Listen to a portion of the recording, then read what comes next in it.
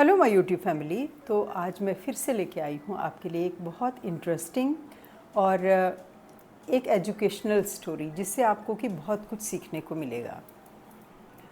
तो हुआ ऐसे कि बारिश का टाइम था और मुझे जाना था मंदिर में।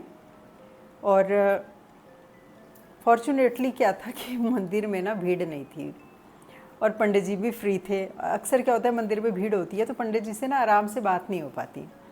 तो मुझे बड़ा सही लगा, मैंने कहा ये अच्छा है, मैं बारिश में आ गई, पंडित जी से अच्छे से बात हो पाएगी। क्योंकि वो बहुत टाइम से उनको पता था मेरा चैनल है, तो उन्होंने कहा था मैं तुम्हें एक बहुत इंटरेस्टिंग एक किस्सा बताता हूँ। तो मैंने कहा चलिए ठीक है, मुझे भी बहुत अच्छा लगा कि उन्होंने खुद ही इनिशिएटिव लिया। तो कहने लगे कि मैं बचपन से ही ना साधना के फील्ड में ही रहा हूँ। मैंने बनारस हिंदू BHU से किया, मैंने ज्योतिष वगैरह किया और पंडिताई का ये सब कुछ किया। तो कहते हैं कि इसके काफ़ी सालों के बाद फिर मुझे लगा कि ये पूजा पाठ रिचुअल्स वगैरह है, इनसे हमें कुछ एक्सटेंड तक ग्रोथ होती है हमारी आत्मा की, लेकिन इसके लिए हमें साधना ज़रूरी है अगर हमें खुद को बहुत एलिवेट करना है। तो कहेंगे मैंने 27-28 साल फिर साधना के क्षेत्र में जो है इस फील्ड में मैंने काम किया। तो कहते हैं मतलब ये आपने सुना होगा यूट्यूब में वीडियोस में, या बहुत सारे आपने देखा होगा कि रिग्रेशन में लेके जाते हैं आत्मा को ऊपर उठा करके और फिर पास्ट लाइफ और कई लाइफ्स का देखते हैं। लोग बहुत बहुत पैसे लेते हैं, 25,000, 1 लाख, कुछ तो 2-2, ढाई लाख भी लेते हैं इसका। तो वो कह रहे मैं कॉलेज टाइम से ही मतलब क्योंकि बहुत छोटी उम्र में 10th पास करने के बाद या 12th करने के बाद शायद वो इस फील्ड में आ गए थे। उसके बाद काफ़ी टाइम इन्होंने पूरा सब कुछ सीखा, उसके बाद ये साधना के क्षेत्र में आने लगे, तंत्र भी सीखा, सब कुछ सीखा। तो कहने कि आत्मा को कैसे शरीर से निकाल के उससे बात करनी है, वो सब भी विद्या इन्होंने सीखी। तो कहते हैं कि एक बार का किस्सा मैं तुम्हें बताता हूँ कि एक लड़का जो था उसकी कुछ प्रॉब्लम्स थी, तो उसने कहा यार मुझे इसका ना सल्यूशन नहीं मिल रहा है, तो क्या किया जाए। कि उस समय कह रहे मेरा कहीं पर एक परमानेंट सी जॉब भी मुझे मिल गई थी, अच्छी कमाई भी होती थी उसमें मेरी, तो मैं पार्ट टाइम ये सब चीज़ें भी किया करता था।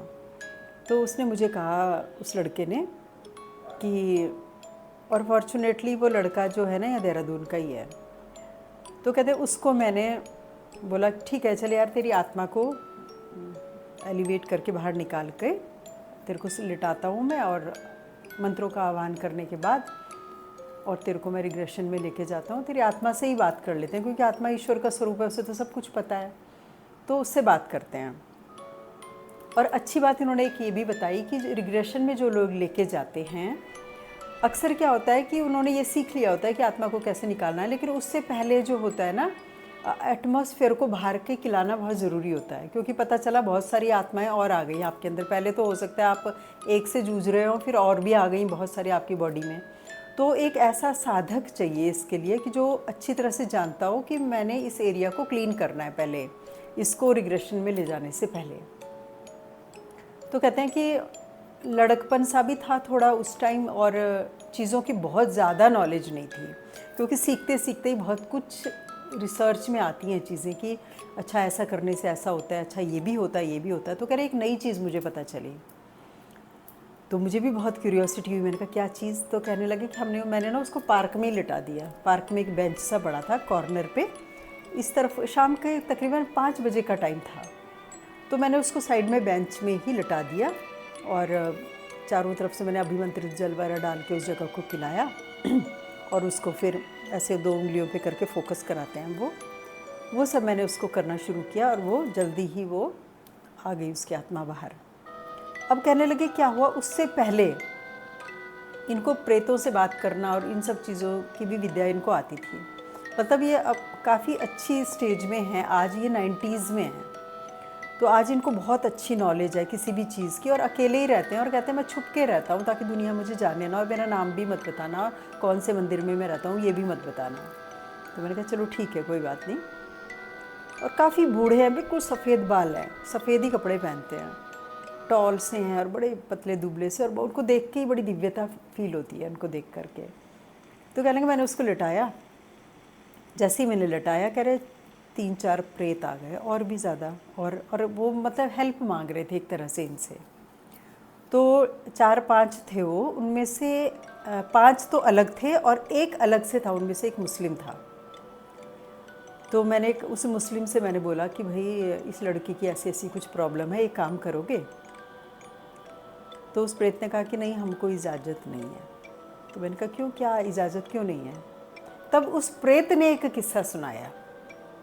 आप सोचिए, मुस्लिम प्रेत जो था, तो उन्होंने कहा कि क्यों भाई, क्यों कई तांत्रिक तो बांध बूंद के प्रेतों से काम कराते हैं। कह रहा एक बार मुझे भी कोई तांत्रिक ऐसे ही बंधन में करके और मुझे काम कराया था उन्होंने। और उसके बाद जब मैं रिलीज़ हुआ ना, तो मुझे बहुत ज़्यादा दिक्कत हुई। तो उन्होंने कहा क्या हुआ? कहने लगे कि ऐसे मैं किसी का एक काम कर रहा था, तो देखा कि मारना था शायद किसी लड़के को या क्या करना था। बहुत सारी भीड़ इकट्ठी हो रखी थी, मैं किनारे पे खड़े होकर तमाशा देख रहा था। तो वहाँ से कहने लगे कुछ देवदूत गुजर रहे थे। तो जब देवदूत गुजर रहे थे, उन्होंने देखा भीड़ कैसी है, तो मैं दिखाई दिया उनको किनारे पे। वो तो तुरंत समझ गए सारी कहानी। उन्होंने मुझे पकड़ा और मुझे सीधा लेके गए धर्मराज के पास। तो कह रहे जब उसको लेके गए तो उन्होंने मेरे को ऐसे देखा और उन्होंने कहा कि तुम्हें किसने इजाज़त दी ये सब करने की? तो मैंने कहा मुझे एक तांत्रिक ने बांधा था, ऐसे ऐसे करके बंधन में किया था। तो उन्होंने कहा कि बंधन में बेशक किया हो, लेकिन ये तो तुम्हारी विल के ऊपर डिपेंड करता है ना कि तुम काम करो वो या ना करो। तुम नहीं भी करते। तो कहते हैं मुझे उन्होंने 3 कुंड देखने को मिले। एक कुंड था बिल्कुल खाली, एक में था पानी और एक में आग थी कह रहे, और सबके ऊपर ढक्कन लगे हुए थे। तो उन्होंने कहा इसकी सज़ा ये है, इसको ये तपते हुए कुंड में डाल दो। अब इससे ये भी पता चलता है कि हमारे चारों तरफ देवदूत जो है घूमते रहते हैं। वो सब नज़र रहती है उनकी कहाँ क्या हो रहा है। हो सकता है उनकी ड्यूटीज़ ही यही होती होंगी कि ब्रह्मांड में वो घूमते रहते हैं और ऊपर से देखते रहते हैं कहाँ क्या गलत हो रहा है, और उसकी रिपोर्ट सब जाती है ऊपर। अब इस पर कोई यकीन करे ना करे, पर जब इस कहानी से वो खुद बता रहे हैं कि मुझे खुद ये बात पता चली कि देवदूत घूम रहे थे, उन्होंने उस प्रेत को पकड़ के वो लेके गए उसको कि इसने गलत काम किया है कुछ किसी को मारा लड़के को करके। और वो कौन लड़का था, किसको मारा, वो भी कहानी मैं आपको बाद में बताती हूँ। तो कहते हैं जब मुझे लेके गए, उन्होंने कहा ये जो अग्नि कुंड है ना, इसमें डालो इसको 1 घंटे के लिए। और हमारा 1 घंटा उनका 1 घंटे में फ़र्क होता है। तो कहते हैं मुझे उन्होंने क्या करा, फेंका उस कुंड के अंदर और ढक्कन लगा दिया ऊपर से कह रहे। और मेरी जो बुरी हालत हुई, पूरे शरीर में करे आग। मतलब सोच लीजिए आप कि आग के कुंड में कि 1 घंटे के लिए किसी को डाल दिया जाए, आत्मा को कितनी पीड़ा होती है। हमारा थोड़ी सी उंगली जल जाए कितना दर्द होता है। कल के उसके अंदर मुझे डाल दिया और 1 घंटे के बाद बाहर निकाला तो मैं पूरा काला हो रखा था, बुरी तरह से लाल हो रखा था, मतलब जैसे लोहा होता है। उसके बाद मैं बिल्कुल ब्लैक हो गया। फिर उसके बाद उन्होंने मुझ पर कुछ जलवल कुछ छिड़का, फिर मैं नॉर्मल हुआ। मतलब तो उन्होंने कहा अब ये तूने जो कुकर्म किया था, ये इसकी सज़ा तूने, तेरे को हमने अभी दे दी है यहाँ पर। और फिर मुझे नीचे छोड़ दिया। तो फिर उसने पूछा ये 3 अग्निकुंड क्या हैं? तो उन्होंने कहा ये जो आग वाला है सज़ा देने के लिए है, पानी वाला है ये मुक्ति देने के लिए है, और जो हॉलो है इसमें कुछ नहीं है, इसमें आदमी को डालो तो उसकी याददाश्त चली जाती है, यानी कि विस्मृति देने के लिए है। तो ये स्टोरी उस प्रेत ने सुनाई इन लोगों को उन्होंने। तो तब से लेके मैं आज तक, मैं चाहे मुझे कोई तांत्रिक भी पकड़ ले, चाहे कोई भी पकड़ ले, मैं काम करूँगा ही नहीं गलत। चाहे आप भी मुझे पकड़ लो, चाहे जो कुछ हो जाए, क्योंकि उस पीड़ा से, यहाँ पर जो आप पीड़ा दोगे, तांत्रिक मुझे पीड़ा देगा, वो फिर भी कम है। तो उन्होंने कहा कि भाई अच्छा, वो उस घटना पे बाद में आते हैं कि उसने क्या किया था, कौन सा गलत काम उसके हाथों से हो गया था। तो कहने लगे ये जो लड़का था जिसको मैंने बेंच पे लिटा रखा था, इसके चारों तरफ 4-5 प्रेत और थे। उन्होंने कहा कि हमें जो है ना मुक्त कर दो आप। तो इन्होंने कहा कि भाई मुक्त करने के लिए तुम्हारे अभी कर्म नहीं है कि हम तुम्हें मुक्त करें, तुम्हें कुछ अच्छे कार्य करने पड़ेंगे, अच्छे काम करने पड़ेंगे, तभी तुम मुक्त हो सकते हो। तो उन्होंने कहा हमें इस जीव के साथ लगा दो, इस लड़के को जो तुम रिग्रेशन में, हम इसका सारा काम कर लेंगे। और वो थे 5। वो करेंगे मदद ही करेंगे, हम कुछ गलत नहीं करेंगे। तो अब एक प्रेत ने तो ये घटना सुना दी कि मेरे से कोई काम कराओगे। हो सकता है वो डर गया हो कि कहीं वो कोई उल्टा काम ना करा दे पहले, क्योंकि उसने पहले गलत काम किया था, उसकी सज़ा उसे भुगतनी पड़ी। लेकिन अच्छे काम की तो मुझे नहीं लगता कि अच्छे काम की तो कोई भी देवदूत बुरी सज़ा देगा। तो ये 4-5 भी खड़े हुए उसकी कहानी सुन रहे थे, जो 5 प्रेत और थे जो। तो कहते हैं कि उन्होंने कहा कि हमें इसके साथ रहेंगे, हम इसकी मदद करेंगे, कोई ख़राब काम नहीं करेंगे। तो मैंने कहा चलो ठीक है। कल मैंने उसको रिग्रेशन से बाहर निकाला और उसको बोला कि भाई तेरे आत्मा से तो पूछने की ज़रूरत ही नहीं पड़ी कुछ, यहाँ पर तो तेरा वैसे ही काम हो गया। तेरे साथ ये 5 लड़के रहेंगे, लेकिन शर्त ये है कि जिक्र नहीं करना। इन्होंने कहा है किसी के साथ भी कि तेरे साथ क्या एंटिटीज़ हैं जो तेरी मदद कर रही हैं, क्योंकि थोड़े दिनों में ज़ाहिर होना ही है। क्योंकि जब तेरे सारे काम बनेंगे, तेरे मुँह से जो निकलेगा वो काम होने लगेगा, तो सब लोगों को तो शक पड़ेगा, पर बोलना नहीं है बिल्कुल भी। उसने कहा ठीक है। वो लड़का मेरे ख्याल से रेलवे में या किसी चीज़ में जॉब करता है, कुछ प्रॉब्लम्स थी जॉब से रिलेटेड उसको। तो कहते हैं मतलब 4-5 साल तक तो उसके बहुत बढ़िया रहा, सब कुछ बहुत ही मज़े में चलता रहा।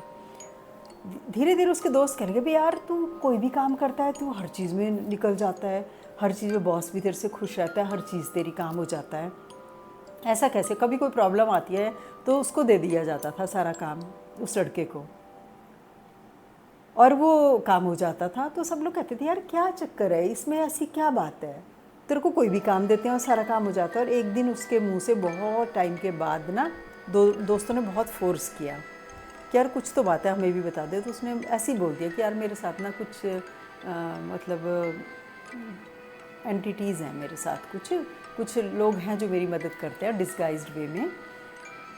बस ये कहना था, और उसके बाद वो 5 प्रेत चले गए।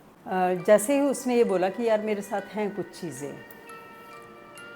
तो उस समय तो उसको रियलाइज़ भी नहीं हुआ होगा कि वो चीज़ें चली गई, मुक्त हो गई या जो भी कुछ हुआ।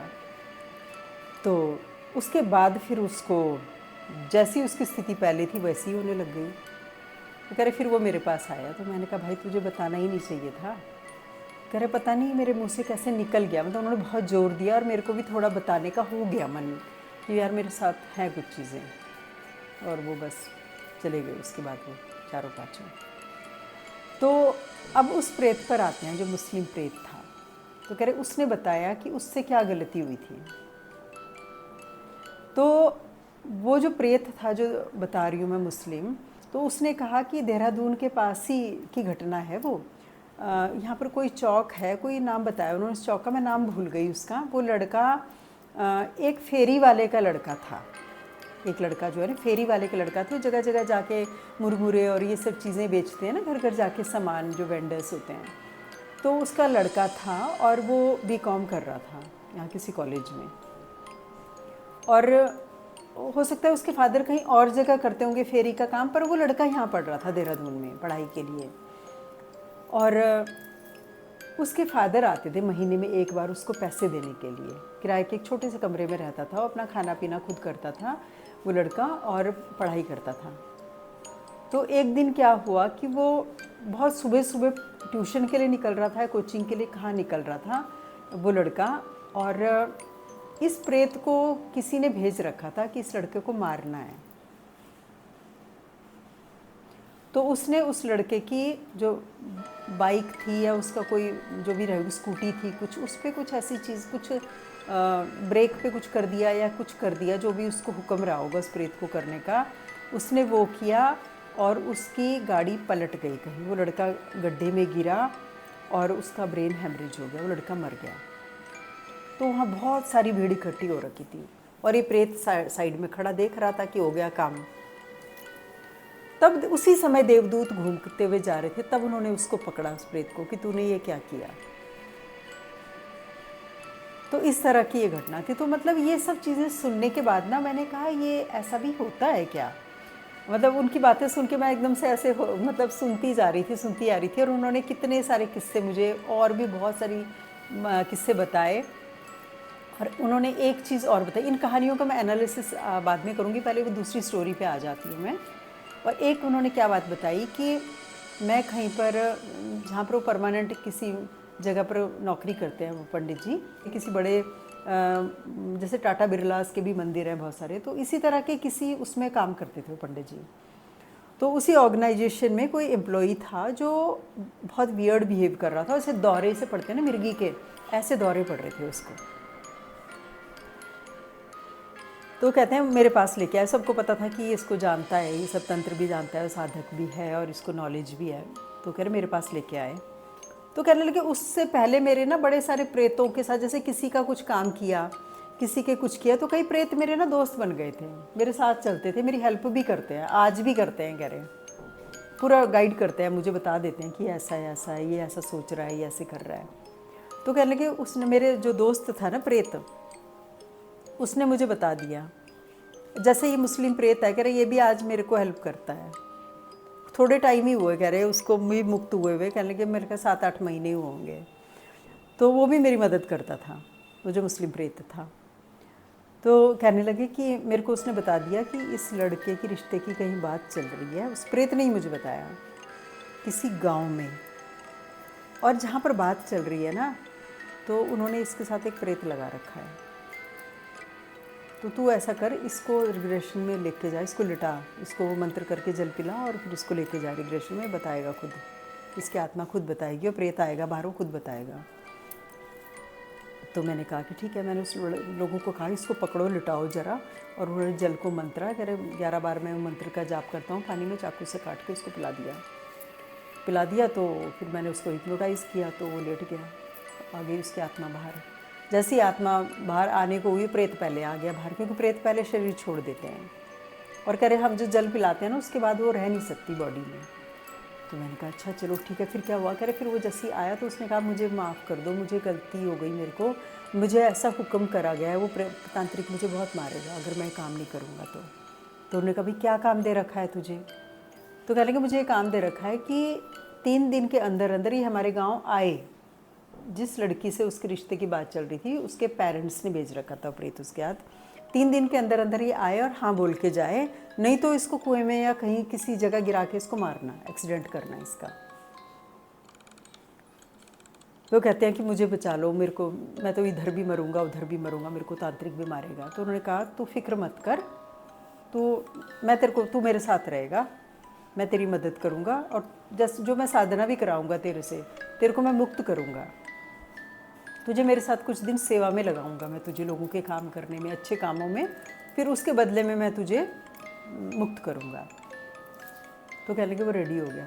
उसके 5-7 मिनट के बाद वो लड़का बैठ गया, उसे तो याद भी नहीं कि क्या हुआ मेरे साथ में। वो बोल रहा भीड़ क्यों लग रही है, क्यों इकट्ठे क्यों हो गए सब लोग? तो कहने लगे फिर और लोगों ने बताया होगा उसको, तेरे को ऐसे ऐसे हुआ, ये सब कुछ हुआ। तो कह रहे मैंने उसको उस टाइम नहीं बताया कि भाई तेरे साथ ऐसे ऐसे ऐसे ऐसे किया। हमने उसके पेरेंट्स को बुलाया, फिर बाद में उनको अलग से बताई सारी बात कि ऐसा ऐसा है इस लड़के पे किया हुआ। तो कहने उन्होंने कहा भाई ये तो परमात्मा ने बचा दिया। उसकी माँ बड़ी अच्छी लेडी थी, जिस लड़के की मदर जो है, साधना वगैरह पूजा पाठ करने वाली सच्ची औरत। तो देखो ऐसे सच्चे लोगों को ना कोई किस ढंग से मिल जाता है मदद करने वाला, ये बड़ी हैरानी की बात है। तो मैंने तो अल्टीमेटली जो मेरी एज 63 है, मेरी अपनी लाइफ का जो एक्सपीरियंस है ना, वो ये है कि आपकी सोच सही होनी चाहिए। बेशक अगला आदमी बोले इसने मुझे ये बोल दिया और इसने ऐसा मुझे कैसे बोल दिया, या दूसरा बंदा आपको गलत समझता है, लेकिन आपकी इंटेंशन सही है तो आपकी प्रकृति स्वयं मदद करेगी, हेल्प मिलेगी आपको ज़रूर। तो कहते हैं उसके बाद वो जो प्रेत था ना, जो उस लड़के पे लगा रखा था, कह रहा वो भी मेरी मदद करने लग गया, मेरी हेल्प के लिए। वो मतलब उसको भी उन्होंने काम पे लगा दिया। तो इस तरह से जो अच्छे लोग होते हैं ना, वो किसी की मदद भी करते हैं, तो उन प्रेतों के प्रति भी वो बहुत ज़्यादा सहानुभूति रखते हैं। कह रहे हमें उनको देख के भी दया आती है कि भाई ये देखो ऐसे भटक रहे हैं, इनकी कौन मदद करेगा। तो एक क्वेश्चन जो मेरे दिमाग में हमेशा से ही रहा है कि भाई कोई किसी पे तंत्र करता है या ब्लैक मैजिक करता है, क्यों करता है? एक तो ये वजह, और दूसरा आजकल नेबर्स का बहुत ज़्यादा इश्यूज़ चल रहे हैं कि पड़ोसी कहता है इसने मुझ पे कर दिया, उसने मुझ पे कर दिया। तो उन्होंने कहा बेटा 90% केसेस में जो मेरा एक्सपीरियंस है वो ये है, तंत्र वो लोग करते हैं एक तो जिनकी बहुत लो सेल्फ स्टीम होती है, यानी कि जो खुद एहसास कमतरी होते हैं ना, जिनको खुद में खुश नहीं रहते जो लोग, तो वो क्या करते हैं, वो आसपास देखते हैं, अरे ये मुझसे ऊपर है, मुझे ऐसा कैसे बोल दिया, अरे वो मुझ पे हंस कैसे गया। और दूसरी चीज़ होती है ईगो, उनके ईगोज़ बहुत हाई होते हैं कि मुझसे, मैं इनसे कम कैसे, सिर्फ ये 2 कारण होते हैं कि कोई किसी पे ब्लैक मैजिक करता है।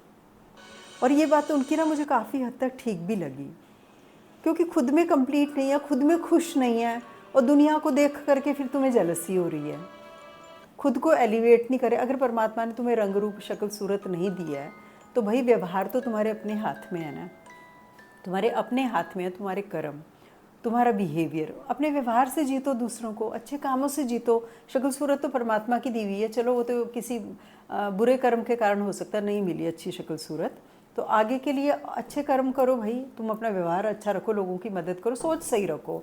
और अगर सोच सही रखो ना तो कहीं ना कहीं से मदद आती ही आती है, ये 100% बात है। और इतनी गज़ब की मदद आती है ना कि ऐसे घुमा फिरा के परमात्मा कहाँ से कहाँ मदद कर देता है।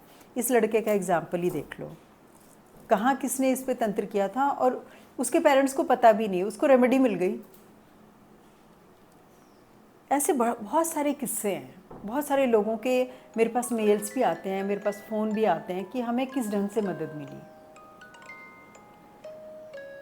तो ये चीज़ होती है। और जहाँ तक रहा है नेबर्स का, तो कह रहे अधिकतर केसेस में क्या होता है कि कोई पड़ोसी परेशान है, सपोज़ हर एक के घर में संसार में हम आए हैं, कोई ना कोई प्रॉब्लम तो हमारे साथ लगी रहेगी, लेकिन उनके साथ हमें डील करना है, हमें अच्छे ढंग से उनसे डील करना है, जहाँ तक हो सके बेटर तरीके से। तो वो क्या करते हैं, हेल्प के लिए आदमी जाता ही है, किसी पंडित के पास गया, किसी तांत्रिक के पास गया कि मेरे घर में ऐसा फील हो रहा है, मुझे ऐसा महसूस हो रहा है, तो वो पता क्या कहते हैं, पड़ोसी ने किया है जी। शुरू में हेल्प कर भी देते हैं, कुछ चीज़ों में रेमेडी दे देंगे, आपका काम बढ़िया बढ़िया ढंग से होने लगेगा। आप कहेंगे अरे भाई ये तांत्रिक तो, ये पंडित जी तो बड़े अच्छे हैं।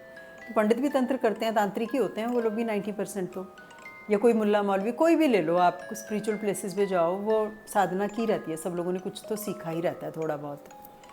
शुरू में बहुत मदद करेंगे, आपकी कॉन्फिडेंस आ जाएगा, आपका विश्वास जीत जाएगा। फिर उन्होंने भी प्रेत पाले रहते हैं, वो खुद भेजते हैं उनके घरों में प्रेत, फिर वो प्रॉब्लम क्रिएट हो जाती है, फिर जाते हैं उसी तांत्रिक के पास, वो कहता है पड़ोसी कर रहा है जी, इल्ज़ाम डाल दो पड़ोसियों पे, ठीक है।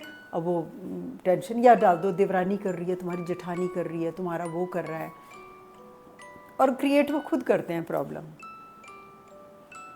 और ये इतना पैसा बनाते हैं ना इन लोगों से, आते ही रहें हमारे पास, ये देते रहें। एक आधी बार किसी से हेल्प ली, चलो ठीक है, लेकिन कॉन्टीन्यूसली इन लोगों के पास कभी मत जाओ, कभी भी नहीं जाना चाहिए, क्योंकि ये पकड़ लेते हैं फिर आपको। तो बेटर यही है कि ठीक है, कभी बहुत ज़्यादा प्रॉब्लम है, जाना पड़ता है इंसान को हेल्प के लिए, लेकिन लगातार मत जाओ, फिर खुद पर काम करो। आप कवच करना शुरू कर दो, आप बहुत सारे मंत्र हैं उनका जाप करना शुरू कर दो, किसी गुरु की संरक्षण में, गुरु के ब्लेसिंग्स के साथ में। कोई भी मंत्र ऐसे तो नहीं करना चाहिए कभी भी। तो आप खुद को एलिवेट करना शुरू करो, जाप करना शुरू करो। मैं कहती हूँ माँ भगवती तो इस युग में इतनी प्रत्यक्ष है, और हनुमान जी, बिल्कुल आपको मदद 100% मिलेगी। किसी गुरु के सानिध्य में जाके दुर्गा जी का कोई मंत्र ले लो, हनुमान जी का ले लो, उसका जाप करना शुरू करो, देखो कैसे नहीं होते सारे काम, सब हो जाता है। कोई ज़रूरत नहीं है कि बार बार आप किसी तांत्रिक के पास या किसी दरबार में जाके धक्के खाएं, खुद अपने आप खुद को हील करो, घर पे रह के हील करो।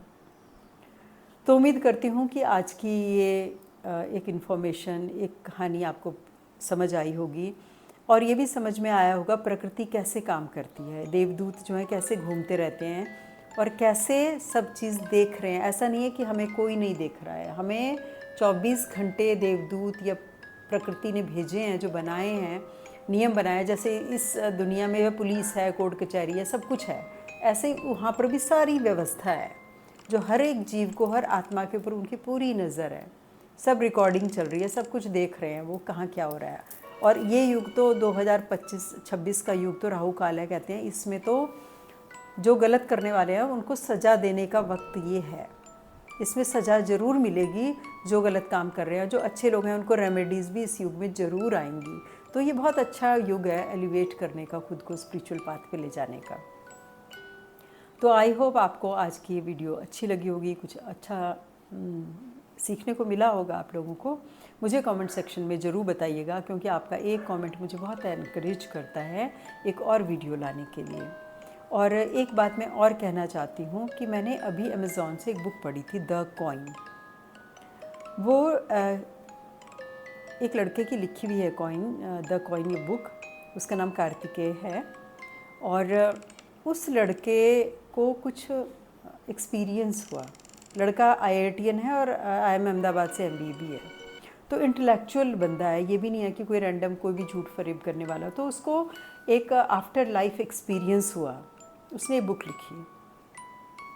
तो उस बुक को मैंने पढ़ा। है तो बहुत पतली सी बुक, लेकिन बहुत गहरी किताब है और वो 90% तो लोगों को समझ में नहीं आएगी।